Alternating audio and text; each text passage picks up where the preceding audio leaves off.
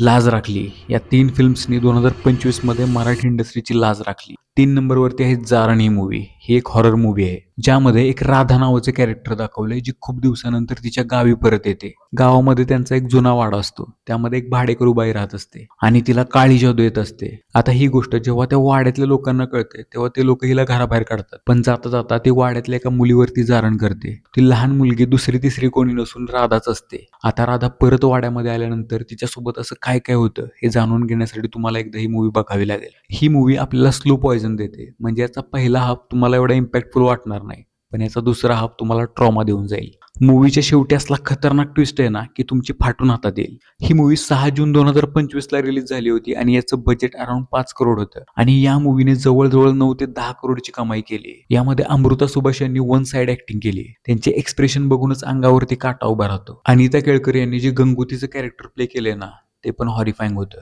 ही movie झी5 वरती available आहे, एकदा नक्की बघा.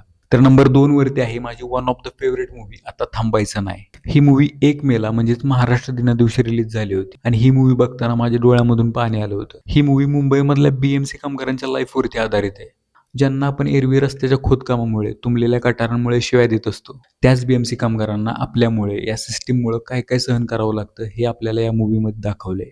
या फिल्ममध्ये आपल्याला भरत जाधव, सिद्धार्थ जाधव, आशुतोष गोवारीकर, ओम भूतकर आणि प्राजक्ता हनमकर हे सगळे एकत्र बघायला मिळणार आहेत. या फिल्मची स्टोरी तशी सिंपल आहे, पण ज्या वेळेने ही प्रेझेंट केली आहे ना एकच नंबर.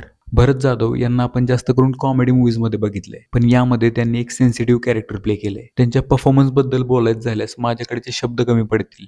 फिल्म मधल्या बाकीच्या कलाकारांनी सुद्धा एकदम भारी काम केलंय. भाई सिद्धार्थ जाधव आहे ना पाण्याप्रमाणे ज्या भांड्यामध्ये तुम्ही त्याला टाकाल त्या भांड्याचा आकार तो घेतो. या फिल्मचं डिरेक्शन ही शिवराज वायचळे यांनी केलंय आणि ही मूवी बघताना तुम्हाला एका पॉइंटला पण वाटणार नाही की ही त्यांची पहिली फीचर फिल्म आहे. ही मूवी झी5 वरती अवेलेबल आहे, प्लीज एकदा नक्की बघा. नंबर 1 वरती अशी मूवी आहे जिनं दाखवून दिलं की मराठी इंडस्ट्री अजून संपलेली नाही.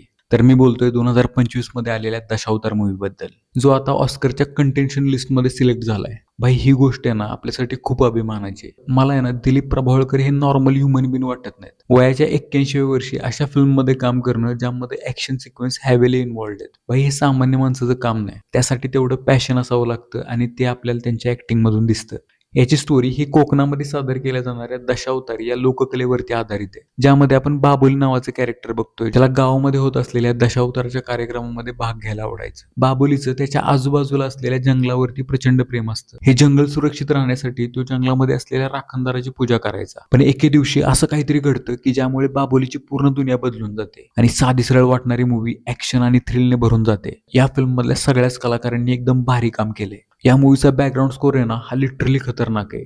मी पहिल्यांदा जेव्हा थिएटरमध्ये ऐकलं ना भाई गुजबम्स आले होते. एवी प्रफुल्लचंद्र भाई मानलं तुम्हाला. व्हिडिओ आवडला असेल तर लाईक, शेअर आणि सबस्क्राईब करायला विसरू नका. धन्यवाद.